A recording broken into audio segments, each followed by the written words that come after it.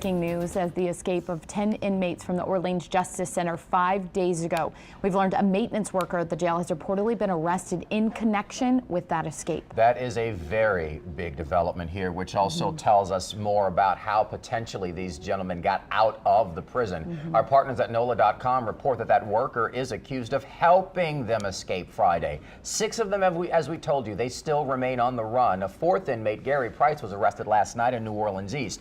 These pictures you see here were just sent into our newsroom showing him being escorted to a plane to be flown out of town to what officials describe as a secure state facility.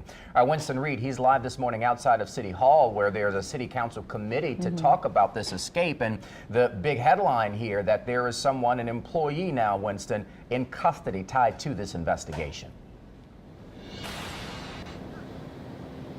That's absolutely right, Brandon. And City Council already wanted to know why it took so long for the jail staff to notice that 10 inmates were gone from the facility. And now the question is, are more arrests expected in this investigation? Many state and local leaders did say that they believe that these inmates were receiving inside and outside help throughout this escape. Now, mandated in the court-ordered consent decree, OPSO is supposed to make rounds at least every half hour in the jail to keep an eye on these inmates. However, after midnight last Friday, 10 inmates from the Orleans Justice Center broke a locked door.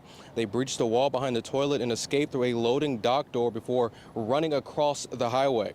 Jail staff did not notice that the 10 inmates were gone until hours later, around 8 o'clock that morning. Gary Price, he is the latest inmate to be caught. Price is charged with several counts of attempted first-degree murder, amongst other charges. Sheriff Hudson, she blamed the escape on funding and poor infrastructure at the jail, but as Joe Giarrusso, City Councilman Joe Giarrusso told us, people believe that she is avoiding accountability. Remember, the sheriff has routinely refused to join the city's accounting system so we can see where the dollars are going, and in case there are needs, help allocate additional funds there. The bottom line is, if the judges in the federal consent decree or the monitors think something was needed, they've ordered us to raise salaries for the deputies in the past. They've ordered the building of phase 3, the medical center.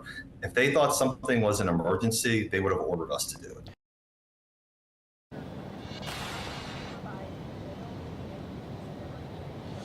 And today's meeting starts at 10 a.m. in less than an hour and a half. And again, one of the major topics will be that latest arrest of the Orleans Parish jail worker.